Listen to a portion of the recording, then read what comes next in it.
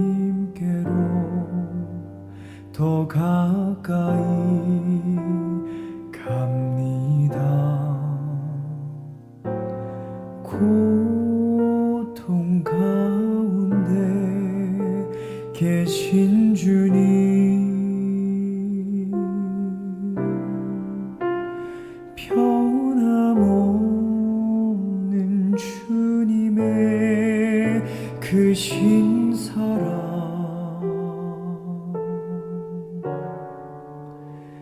영원히 주님만을 섬기리.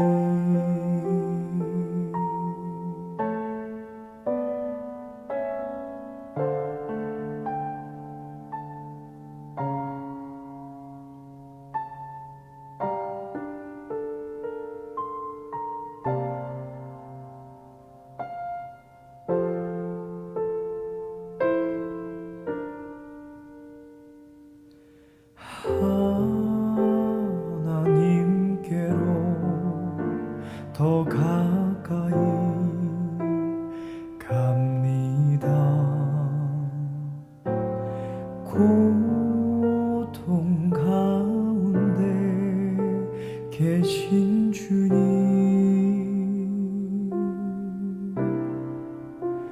변함없는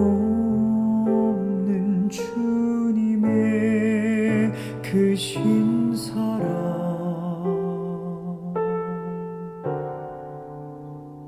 영원히 주님만을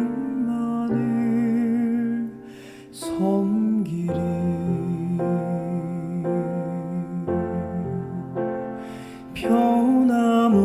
변함없는 주님의 그 신사랑,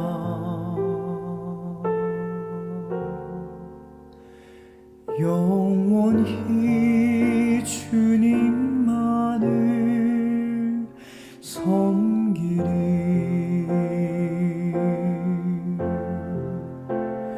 영원히 주님만을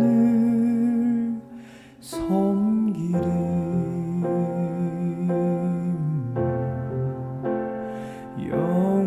영원히 주님만을 섬기리.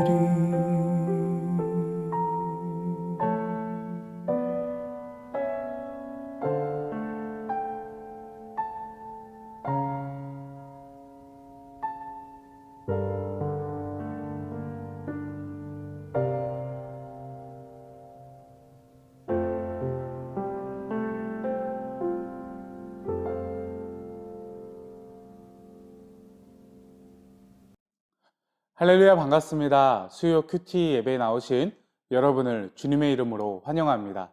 우리가 지난주에는 사순절 그 고난주간으로 보내면서 그 본문을 계속 창세기를 해오다가 잠깐 요한복음을 했었는데요.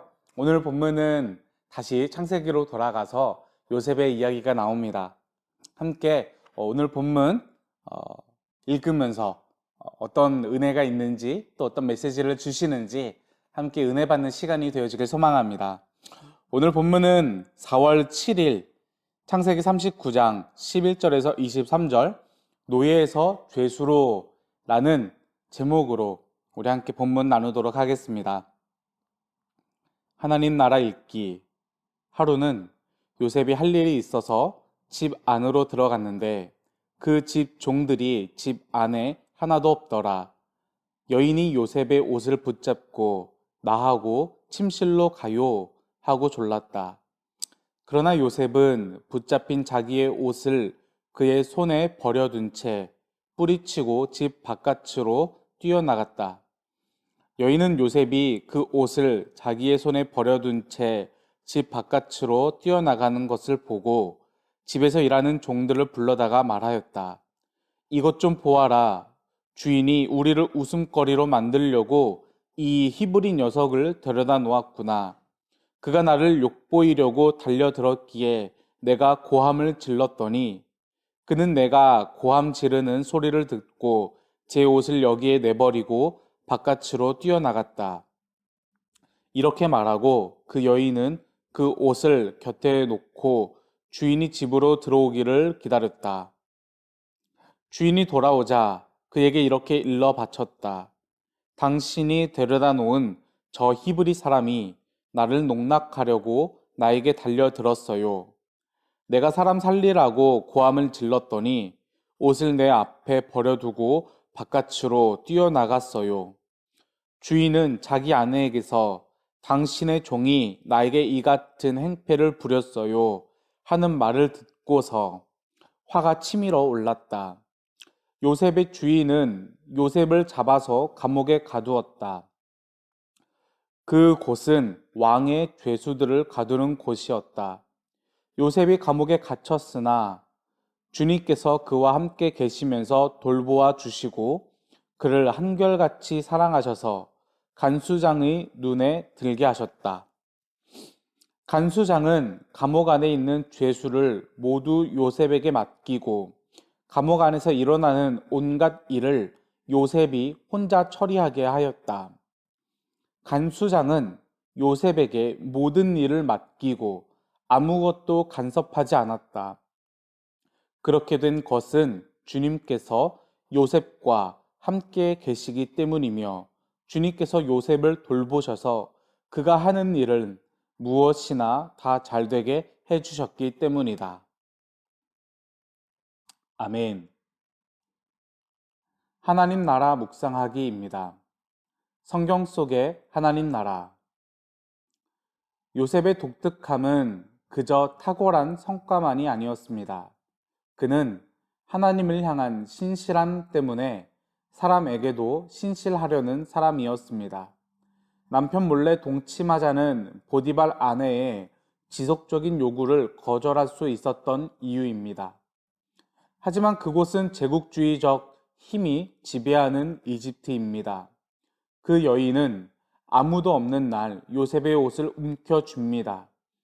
이 손을 뿌리친 결과가 어떠할지는 충분히 예상할 수 있는 일이었습니다. 종들을 불러 모은 보디발의 아내는 히브리 녀석이라는 말로 그들의 우두머리가 된 어린 외국인을 향한 일치된 혐오감을 이끌어냅니다. 그리고 그를 전적으로 신뢰했던 보디발의 수치감을 자극합니다. 이제 중요한 것은 진실이 아닙니다. 요셉은 더 깊은 나락으로 떨어져 감옥에 갇히고 맙니다. 제국에서 하나님께 신실하려 했던 결과입니다. 때로는 이해하기 어렵지만 하나님이야말로 늘 신실하십니다. 감옥에서도 요셉은 특별한 존재가 됩니다.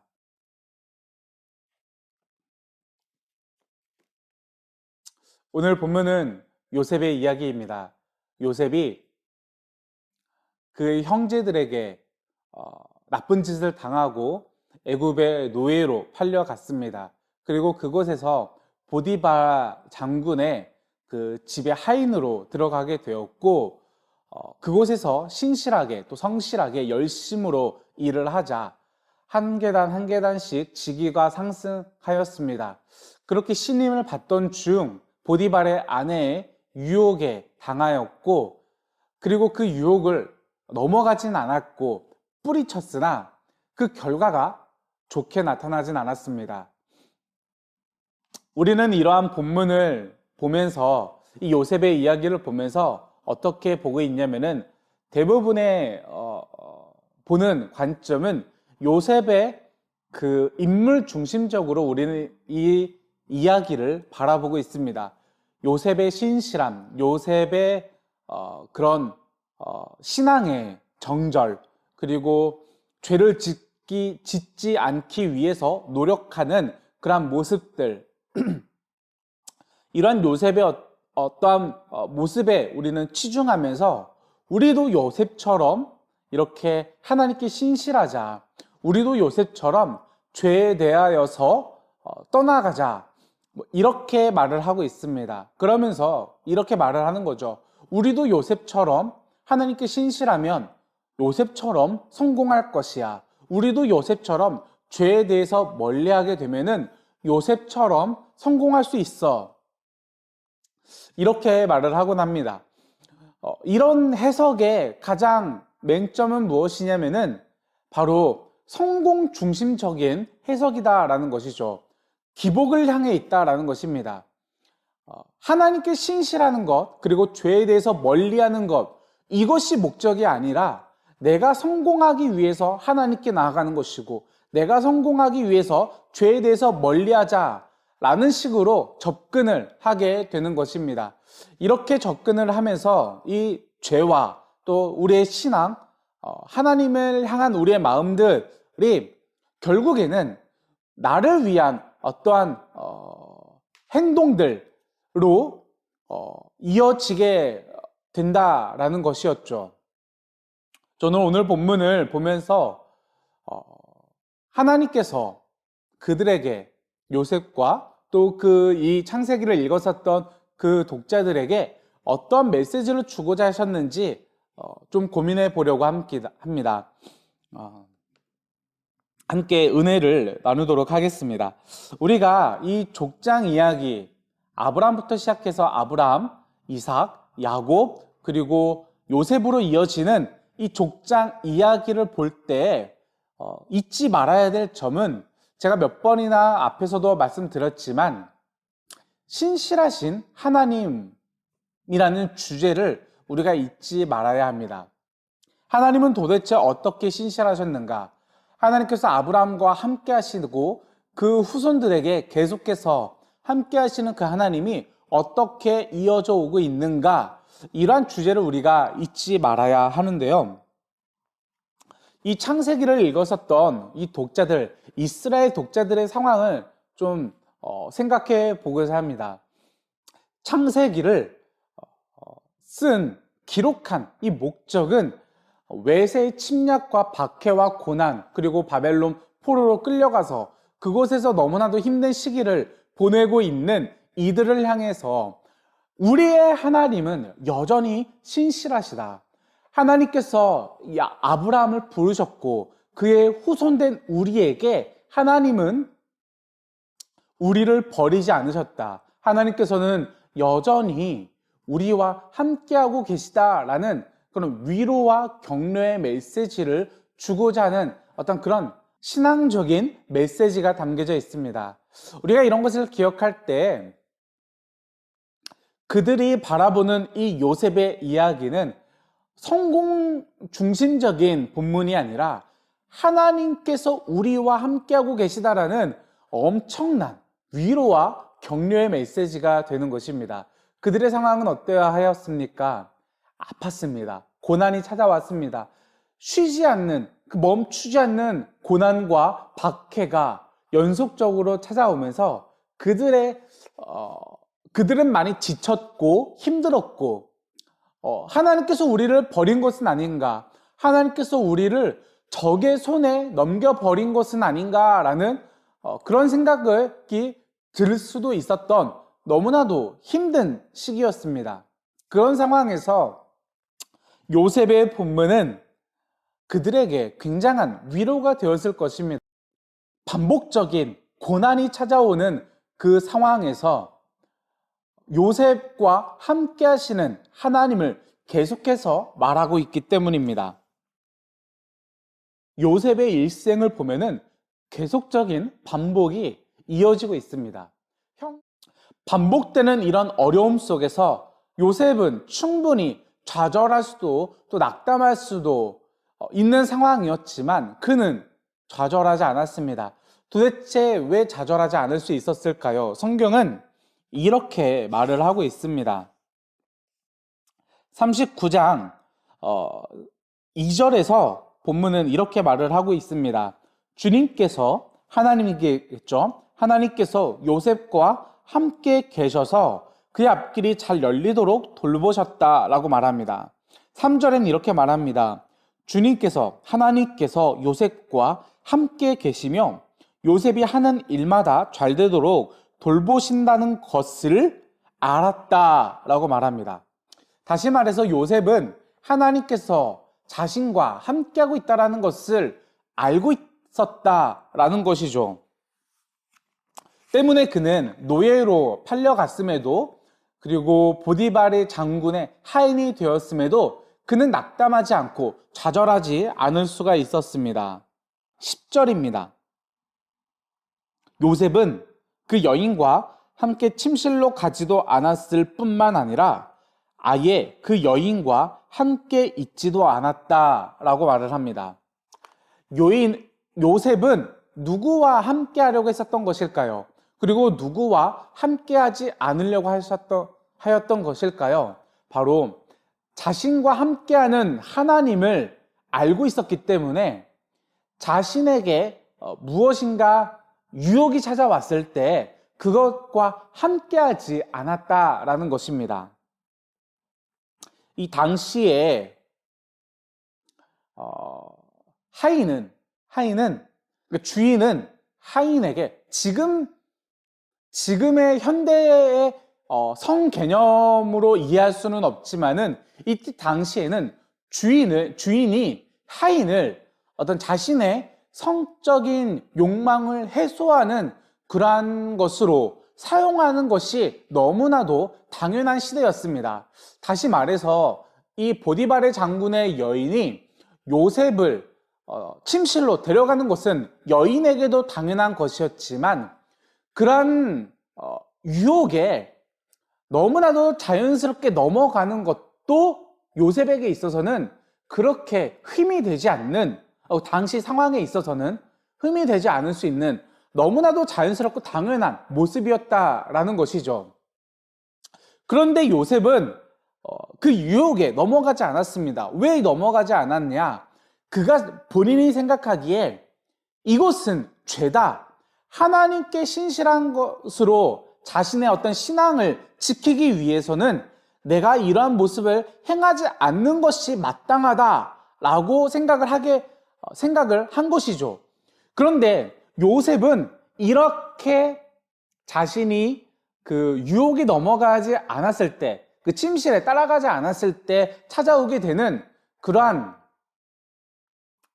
자신에게 찾아오는 불이익, 이런 것을 너무나도 잘 알고 있었을 것입니다. 그럼에도 불구하고 따라가지 않았다라는 것은 하나님과 함께하는, 자신과 함께하는 하나님과 함께하기 위해서 그 죄의 자리를 멀리하였다라는 것이죠. 본문은 요셉이 무엇과 함께하고 있느냐, 이것을 말하고 있는 것입니다.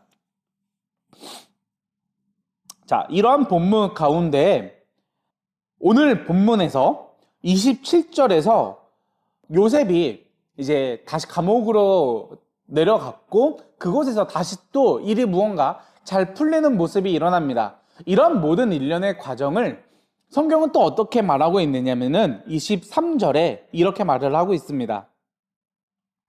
이렇게 된 것은 주님께서 하나님께서 요셉과 함께 계시기 때문이며 주님께서 요셉을 돌보셨기 때문이다 라고 말합니다. 계속해서 반복적으로 이야기를 하고 있죠. 하나님께서 요셉과 함께 하시고 그를 돌보셨다라고 말하고 있습니다.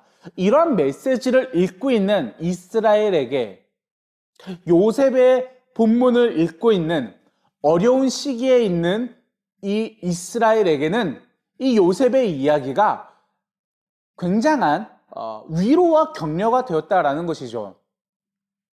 반복적으로 이 외세의 침략과 고난과 박해, 위협이 찾아오고 있는 이 상황 속에서 하나님은 우리를 버리지 않으셨다. 하나님께서는 우리와 함께 하시며 우리를 돌보고 계시다라는 위로가 되었던 것입니다. 그들이 바벨론으로 포로로 잡혀간 그때에도 이 요셉의 이야기는 그들에게 굉장한 위로가 되었을 것입니다. 너희들이 비록 지금 바벨론의 포로로 잡혀갔지만 하나님은 우리를 버리지 아니하셨어. 하나님은 우리를 돌보시고 계셔. 우리는 언젠가 다시 이스라엘로 돌아가게 될 것이야. 회복할 것이야. 라는 기대와 소망을 붙잡을 수 있게 되었습니다. 요셉의 이야기는 우리에게 성공을 행할 수 있는 방법을 말해주고 있는 것이 아니라 고난과 아픔에 처해 있는 이들에게 하나님은 함께하고 계시다라는 위로의 말씀을 전해주고 있습니다. 그 이후에 두 번째로 우리에게 주시는 말씀이 무엇일까요? 그것은 당신은 어디에 있습니까? 라는 신앙의 도전을 주고 있는 것 같습니다. 요셉은 자신과 함께하는 하나님을 알고 있었기 때문에 하나님과 함께 하기 위해서 죄의 자리에 함께하지 않았습니다. 바벨론 포로로 잡혀간 그들에게도 이러한 제의가 왔을 것입니다. 너희들이 바벨론의 바알 신에게 경배하고 또 우리와 같은 생활 모습으로, 우리와 같은 신앙으로 너희들이 말하는 그 우상이라고 말하는 그 신에게 절을 하면은 조금 더 편안한 삶, 조금 더 안락한 삶을 보장해 줄 수 있어 라는 유혹이 찾아왔을 때 이 요셉의 이야기를 보면서 그들은 자신들의 신앙을 지켜왔을 것입니다. 이 요셉의 이야기는 우리에게 동일한 도전을 주고 있는 것 같습니다.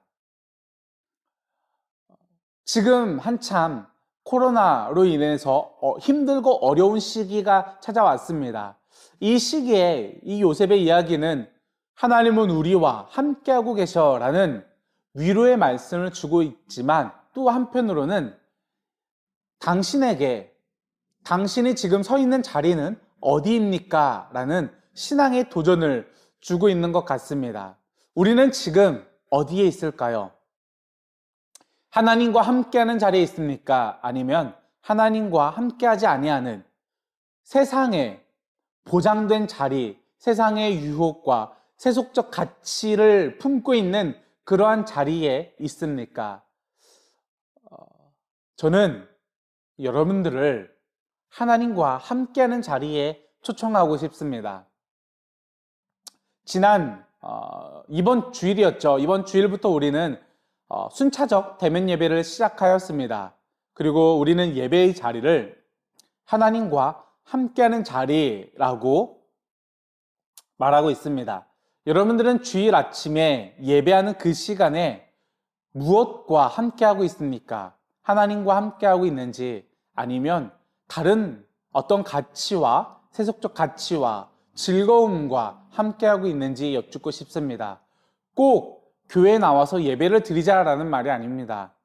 우리가 온라인으로라든지 또는 오프라인이라든지 중요한 것은 하나님 앞에 나와서 하나님과 함께하는 그 시간에 하나님께 예배하는 것, 하나님과 함께하는 것을 우리는 좀 그러한 신앙을 지켰으면 좋겠습니다. 계속해서 우리가 주일날에 코로나로 인해서 예배 드리기 어려운 상황에 처해 있지만은 하나님과 함께하기 위해서 우리의 세상적 불이익을 감당할 수 있는 저와 여러분이 되어지기를 간절하게 소망합니다. 이것으로 오늘 창세기 39장 11절에서 23절 본문 요셉의 본문 이야기를 마치도록 하겠습니다. 저는 오늘 본문 이야기를 보면서 위로도 받았고 또 신앙의 도전이 되었던 것 같습니다. 하루하루를 살아갈 때 하나님 보시기에 합당한 그런 삶으로 살아가고 있는지, 하나님과 동행하면서 함께 하는 그런 삶을 살아가고 있는지 스스로 질문하는 그런 시간이 되었던 것 같습니다. 여러분들은 어떤 은혜가 있었는지 댓글을 통해서 나눠주시면 너무나도 좋을 것 같습니다. 그러면 우리 다음 주에 또 뵙도록 하겠습니다. 네, 다음 주에 뵙도록 하겠습니다.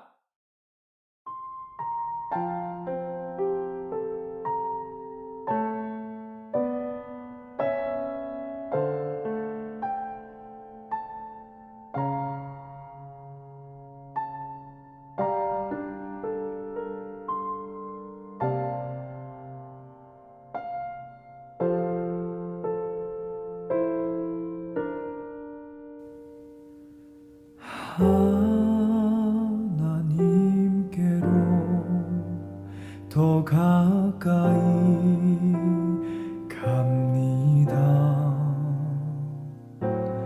고통 가운데 계신 주님,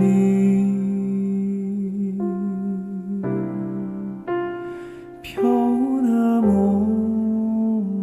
주님의 그 신사랑,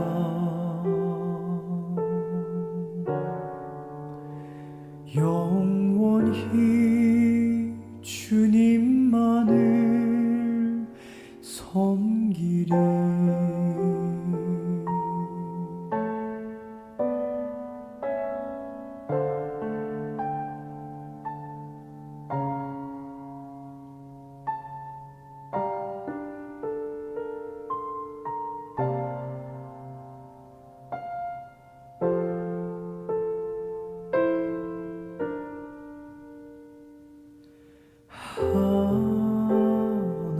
하나님께로 더 가까이 갑니다. 고통 가운데 계신 주님,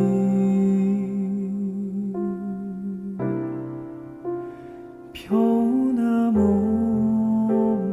주님의 그 신사랑,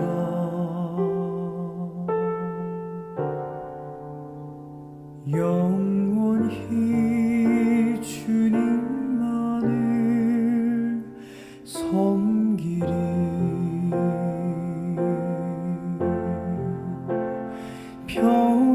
변함없는 주님의 그 신사랑,